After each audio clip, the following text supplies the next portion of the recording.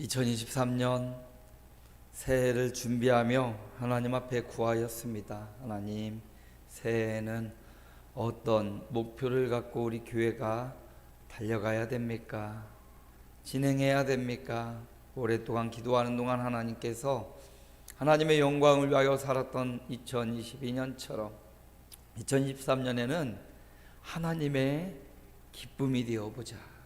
오직 하나님을 기쁘시게 하는 삶을 살아보자. 사람을 기쁘시게 하는데도 노력과 헌신이 필요합니다. 하다못해 하나님을 기쁘시게 하는 삶, 헌신이 필요하고 노력도 필요하고 의지가 필요합니다. 성경은 인생의 제일 되는 목적이 나를 기쁘게 스스로 기쁘려고 혹은 나의 명예와 꿈, 돈과 권력 이걸 위해 살라고 말씀한 적이 없습니다. 태초에 아담과 하와를 창조하시고 문화 명령을 주시지요. 이름을 짓게 하고 일하라 말씀하셨습니다. 오늘 우리에게도 하나님 우리를 이 땅에 존재하게 하신 목적이 있다면 하나님을 기쁘시게 하는 겁니다.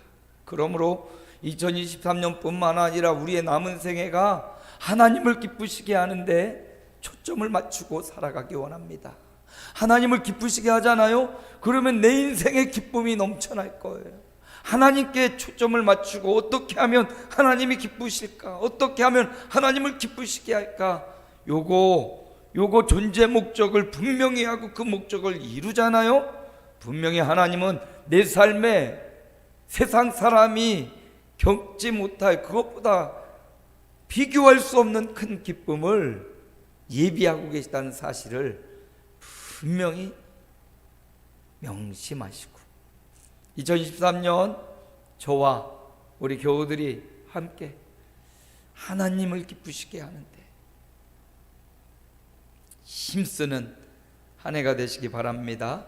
어떻게 하나님을 기쁘시게 할 수 있습니까? 하나님은 예배하는 자를 찾으신다 말씀하시죠. 하나님은 예배하는 사람을 기뻐하셔요. 마음과 정성을 다하여 올려지는 찬양과 기도와 그의 말씀의 선포를 듣는 이 예배 시간, 그래서 교회는 예배하는 공동체예요.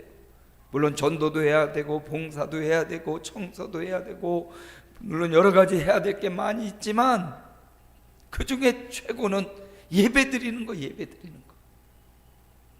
하나님은 예배하는 자를 찾으시고요, 영과 진리로 예배하는 자를 찾으시고 신령과 진정으로 예배하는 사람을 찾으시고, 하나님은 위대하시다, 전능하시다, 내가 믿는 하나님은 창조주이시다라고 하나님을 기뻐하는 자, 하나님을 예배하는 자, 하나님이 기뻐하신다는 사실을 기억하고 2023년은 예배가 회복되기를 축원합니다. 2023년은 말씀과 기도가 회복되어야 됩니다. 주님께 합당하게 행할 때 주님은 기쁘시다 말씀하십니다. 합당하게 행하는 기준이 말씀이에요. 이미 우리에게는 꿈과 환상보다 더 정확하고 명확한 하나님의 말씀을 주셨습니다. 새해 약속의 말씀 받으셨지요. 그 말씀을 붙잡고 매주일 선포되는 말씀을 붙잡고 하루하루 묵상하는 그 말씀을 붙잡고 그 말씀 안에 살아가는 것, 바로 하나님이 기뻐하시는 것. 그 말씀은 반드시 기도와 더불어 같이 가야 되는데 말씀과 기도에 힘쓰리라 사도들처럼 저와 여러분도 말씀과 기도가 회복되어 하나님을 기쁘시게 하는 2023년 되시기 바랍니다. 마지막, 믿음이 하나님을 기쁘시게 해요. 믿음이 없으면 하나님을 기쁘시게 할 수 없다고. 아벨도 아담도 성경에 나타난 수많은 믿음의 사람들 다 믿음의 사람이었어요. 믿음으로 방주를 짓고 믿음으로 본토 친척 아베 집을 떠나기도 하고요, 믿음으로 순종하고 믿음으로 애굽에 끌려가기도 하고, 종살이 하다가 믿음으로 총리가 되었던 요셉처럼, 수많은 다윗과 선지자들처럼 믿음을 하나님이 기뻐하셔요. 하나님, 창조주 하나님을 믿는 믿음을 더하여 주옵소서. 우리를 구속하신 구속자 예수님을 믿는 믿음, 우리를 삶을 인도하시고 보호하시는 보혜사 성령님을 믿는 믿음, 이 삼위일체 하나님을 믿는 믿음이 세월 지나갈수록 더해지기를, 많아지기를 축원합니다. 맞습니다. 그렇게 믿음이 하나님을 기쁘시게 해요. 그래서 우리 믿음이 더하여지도록 2023년 힘쓰고 애쓰시기 바랍니다. 2023년은 하나님을 기쁘시게 하는 한 해. 어떻게 해요? 하나님을 기쁘시게 하기 위해서 예배가 회복되고 말씀과 기도가 회복되고 믿음이 더하여져서 하나님을 기쁘시게 하는 2023년 되시기를 축복합니다.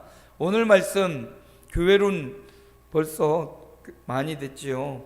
교회론, 교회 어떤 공동체입니까? 22번째 시간인데 교회는 상 받는 공동체, 상 받는 공동체.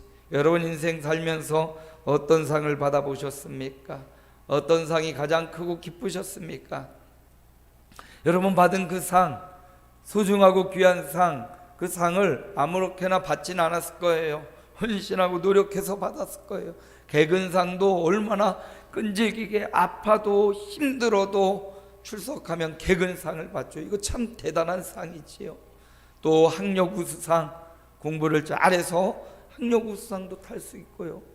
또 사회에서도 자기 업무 능력이 좋아서 상을 받기도 하고요. 표창을 받기도 합니다. 여러분 세상의 상도 자랑스럽고 세상의 상도 엄청 힘이 되는데 우리 하나님은 우리 교회를 향하여 교회는 상 받는 공동체다라고 말씀하고 계셔요.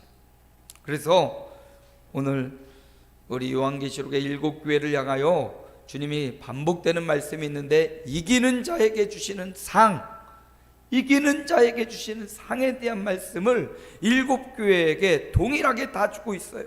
어떤 교회는 칭찬만 받고 어떤 교회는 꾸지람만 받고 어떤 교회는 칭찬과 꾸지람을 동시에 받는 7교회의 다양한 모습이 있는데 그들에게 반복되는 말씀, 이기는 자에게는 내가 상을 주겠다. 이기는 자에게 생명나무의 열매를 주어 먹게 하겠다. 이기는 자에게 생명의 간을 씌워 주겠다. 감추었던 만나를 주겠다. 만국을 다스리는 권세를 주고 흰옷을 입혀주고 생명책에 기록해 주겠다. 하나님 성전의 기둥이 되게 하겠다. 내 보좌에 함께 앉혀주겠다. 예, 상 주시겠다는 거예요. 그러므로 교회, 예수를 그리스도로 믿는 교회는 상을 받게 돼 있다는 사실을 기억하고, 그럼 오늘 말씀을 두아디라 교회를 통해서 어떤 자에게 주님이 상을 주시는지, 어떤 사람들이 상 받는 자인지 말씀을 한번 살펴보도록 합니다. 오늘 말씀 본문의 19절이에요. 우리 함께 읽어볼까요? 내가 내 사업과 사랑과 믿음과 섬김과 인내를 아노니 내 나중 행위가 처음보다 많도다. 두아디라 교회를 예를 들어보면 두아디라 교회는 뭐 해변에 있는 항구 도시도 아니고요, 산지에 있는 도로가에 있는 도시였습니다. 그런데 이 두아디라 교회가 주님이 칭찬하시기를 너의 선한 사업, 너의 성도와 하나님을 사랑하는 사랑, 하나님을 믿는 믿음, 섬김과 인내를 주님이 아신대요. 여러분, 주님은 아십니다. 우리가 어떻게 주님을 섬기는지, 우리가 어떤 마음으로 예배하는지, 우리가 어떻게 헌신하고 어떻게 봉사하고 어떻게 교회를 위하고 어떻게 하나님의 영광을 위해 살아가는지 하나님은 아셔요. 두아디라 교회가 선한 사업을 힘쓰는 것 아셨단 말이죠. 다 몰라줘도 우리 주님이 알아주시면 되는 것 아닙니까? 다 무시해도 주님이 인정하시면 되는 것 아닌가요? 그렇습니다. 주님이 하신대요. 그런데 두아디라 교회를 보니까 내 나중 행위가 처음 것보다 많도다. 두아디라 교회는 성장하는 믿음을 갖고 있어요. 성장하는 사랑, 성장하는 사업, 성장하는 믿음, 성장하는 섬김, 성장하는 인내를 갖고 있단 말이에요. 세월 지나갈수록 저와 여러분의 믿음이 더 커지고 많아지고 굳세어지기를 축원합니다. 두아디라 교회가 바로 그랬단 말이에요. 믿음이 더 커졌단 말이에요. 인내가 더 강하여졌단 말입니다. 사랑이 더 커졌어요. 선한 사업을 더 처음보다 나중이 더 좋아졌어요. 하나님이 원하시는 바, 저와 여러분의 믿음이 처음 시작할 때보다 더 성장하고 성숙하기를 원하신다는 거지요. 두아디라 교회가 그랬던 것처럼 저와 여러분이 상받는 공동체로서 어떻게 살아야 되냐? 처음보다 더 성장하고 성숙한 사랑과 믿음과 섬김과 인내가 되기를 주님의 이름으로 축복합니다. 그게 상받는 이유가 되는 거예요. 그것이 우리로 하여금 상받는 사람 되게 하는 겁니다. 두아디라 교회가 처음보다 나중이 더 나아지고 좋아졌던 것처럼 지금 좀 연약할 수 있습니다. 한 번에 다 온전해질 수 없어요. 날마다 우리는 부족하고 연약합니다. 그러기에 날마다 주님을 찾을 수밖에 없어요. 만약에 아주 부유하고 풍족하고 지혜롭게 했다면 하나님 찾을 일이 별로 없다니까요. 하나님 없어도 지혜로운데요. 하나님 없어도 물질이 풍성한데요. 하나님 없어도 평안한데요. 우리 삶에 있는 고난과 아픔과 갈등은 그것 때문에 더 하나님께 나아와 또다시 구하고 또다시 찾고 또다시 두드릴 수 있는 근거가 됩니다. 그러므로 두아디라 교회가 나중에가 처음부터 나왔던 것처럼 저와 여러분이 상받는 공동체가 되기 위해 상받는 공동체답게 점점 더 성장하고 성숙해지기를 바랍니다. 어떻게 하면 우리가 성장하고 성숙할 수 있을까요? 창세기 아브라함의 이야기를 한번 들어볼까요? 함께 읽어봅니다. 아브라함이 99세 때 여호와께서 아브라함에게 나타나서 그에게 이르시되 나는 전능한 하나님이라 너는 내 앞에서 행하여 완전하라. 너는 내 앞에서 행하여 완전하라 말씀하십니다. 어떻게 우리가 처음보다 세월 지나갈수록 믿음과 사랑과 인내와 섬김이 커질 수 있습니까? 주 앞에 살 때 가능합니다. 주님 앞에 사는 것입니다. 기준을 너무 낮은 곳에 두지 마세요. 목표치를 너무 낮게 두지 마세요. 목표를 김집사, 이집사, 김장로, 권장로 여기 두는 게 아니라요, 목표를 주님 닮아가기로 주님께 둬야 돼요. 목사, 장로, 권사, 집사, 물론 이 땅에 살아가는 동안 사람이 보이고 그 사람을 닮고자 하는 것 좋습니다. 그러나 궁극적 목적은 그 사람이 아니고 그 사람이 믿는 예수 그리스도, 우리의 기준이 너무 낮아서는 안 된다는 거예요. 우리 기준을 주님께 둘 때, 그리고 주 앞에서 살 때 우리는 성장하고 성숙할 수 있습니다. 기준을 너무 낮은 데 두지 마세요. 기준을 사람에게 두지 마세요. 기준을 우리 주님께 두세요. 김집사보다 내가 낫지. 목사님보다 내가 낫지. 내가 이 사람보다 성경 많이 읽을 거야. 내가 저 사람보다 예배 더 많이 드릴까? 아니요. 기준을 그렇게 낮은 곳에 두지 말라고요. 누구 앞에서? 하나님 앞에서 완전하라 말씀하십니다. 기준을 하나님께로 두고 예수님께로 두면서 주님 앞에 두니까 늘 부족함이, 늘 나약함이, 사람에게 기준을 두니까 저 사람보다 내가 낫지 교만해져요. 그런데 기준을 주님께, 하나님께 두면 늘 겸손해질 수 있습니다. 여기 하나님이 아브라함에게 나타난 때가 아브라함 몇 세 때예요? 99세 때였어요. 99세 때. 이때가요, 이 창세기 17장과 16장 사이에는 10여 년의 세월이 있습니다. 16장 마지막에 보면 아브라함이 이스마엘을 낳았던 이야기가 기록되고 이스마엘이 쫓겨난 이야기, 이스마엘이 은혜를 입은 이야기가 나와요. 아브라함이 믿음으로 낳지 못하고 믿음으로 행하지 못했어요. 그래서 하갈에게서 이스마엘을 낳았는데 하나님이 그는 아니라고, 믿음으로 낳은 자식이 있어야 된다고. 그 후 14년이라는 기간이 지나가요. 그리고 99세가 되었어요. 아브라함 99세. 이제 더 이상 자녀를 낳을 만한 환경, 생리적 조건 안 돼요. 자식 낳을 수 없어요. 그런데 바로 그 나이, 수많은 사람들이 열국의 아비라고 하는데, 열국의 아버지라고 하는데 넌 자식 하나 없잖아. 사람들이 손가락질하고 이름값 좀 하라고 이름을 부를 때마다 열국의 아비가 뭐야? 하나도 없는데, 자식 하나도 없는데 무슨 열국의 아비야?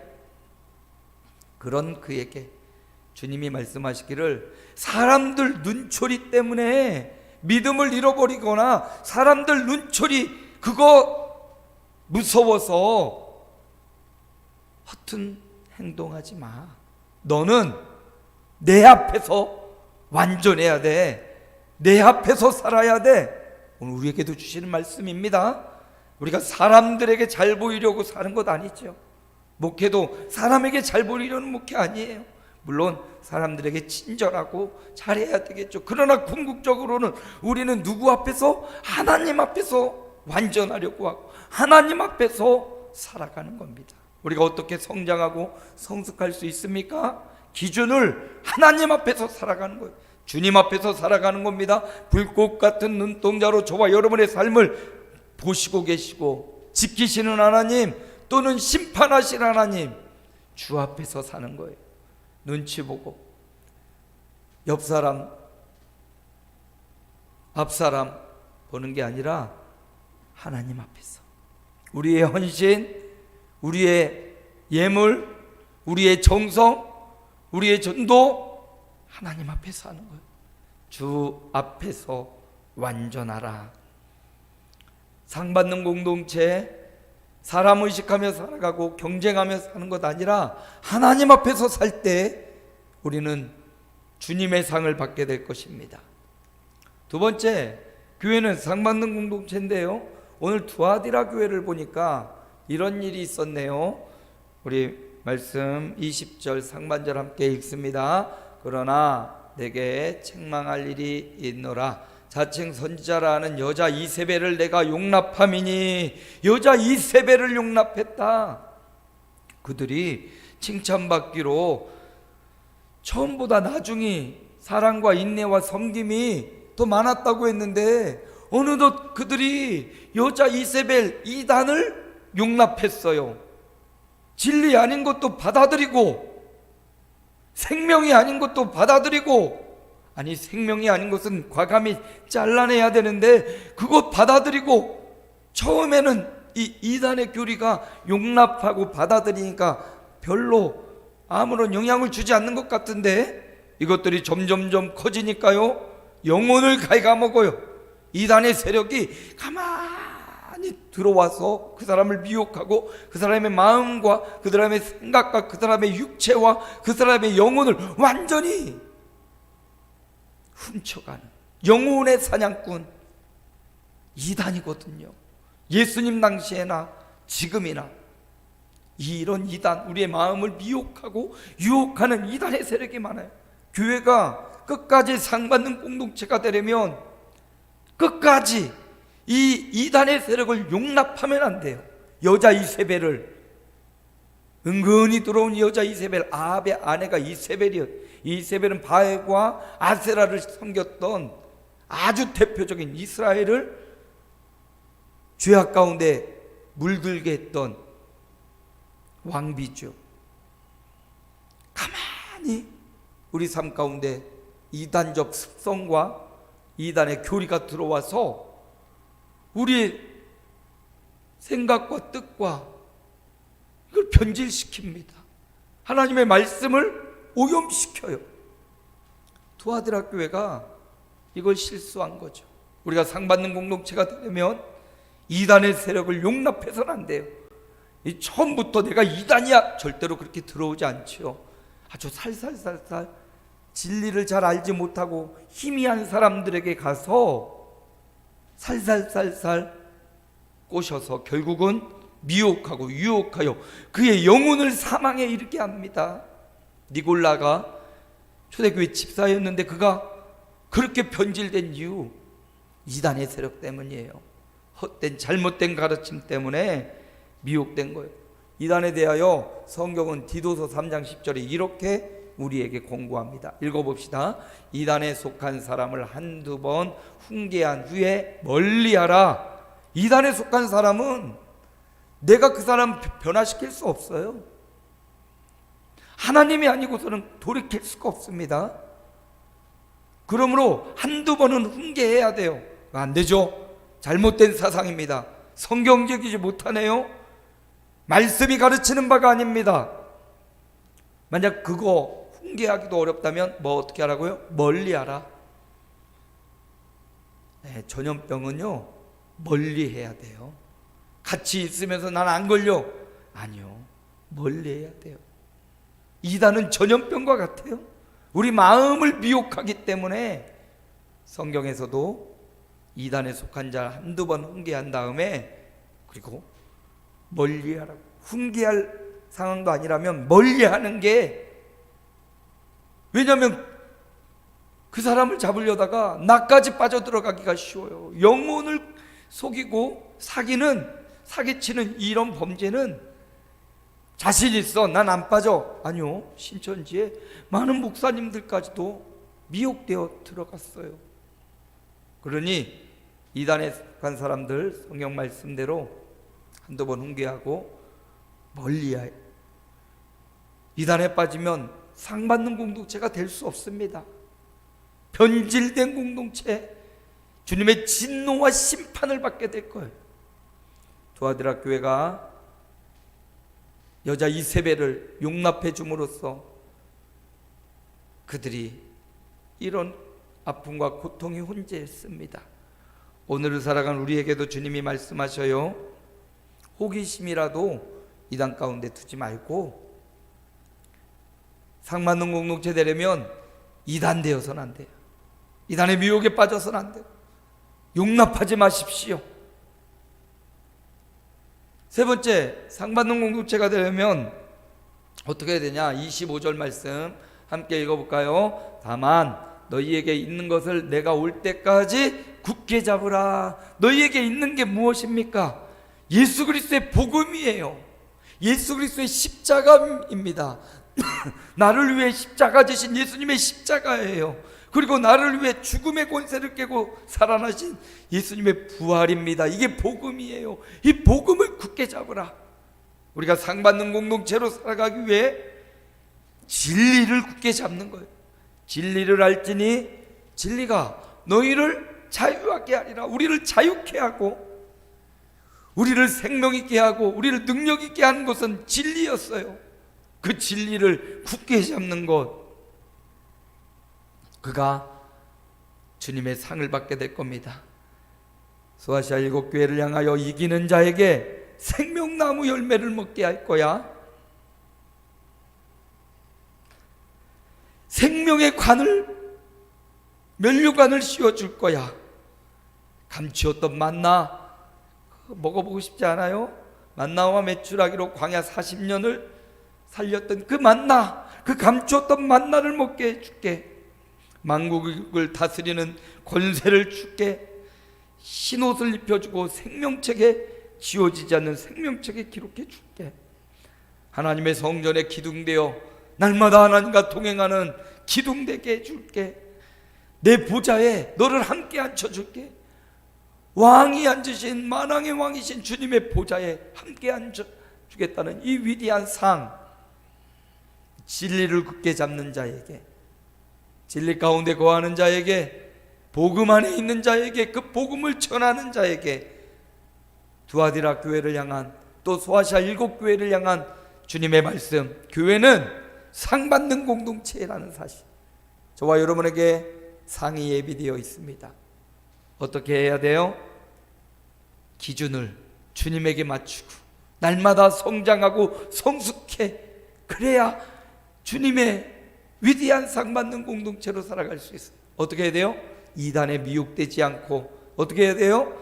진리를 굳게 잡을 때, 복음을 굳게 잡고 신앙생활할 때 우리에게 약속된 상, 주님이 우리에게 약속된 상, 이 땅의 상도 자랑스럽고, 이 땅의 상도 명예롭고, 이 땅의 상도 상금과 같이 주기도 하잖아요. 이 땅의 상도 그렇게 영광스러운데, 교회는, 예수 믿는 성도 한 사람 한 사람은 기준을 주님 앞에 맞춰야 되고, 이단에 미혹되지 않고 진리의 말씀을 굳게 잡을 때 반드시 상 받는 공동체로, 주님은 주실 상을 예비하고 계신다고 말씀하셔. 주님이 주시는 상, 너무나 좋은 그 상 우리에게도 주실 것입니다. 믿음이 없이는 하나님을 기쁘시게 하지 못한다고 했어요.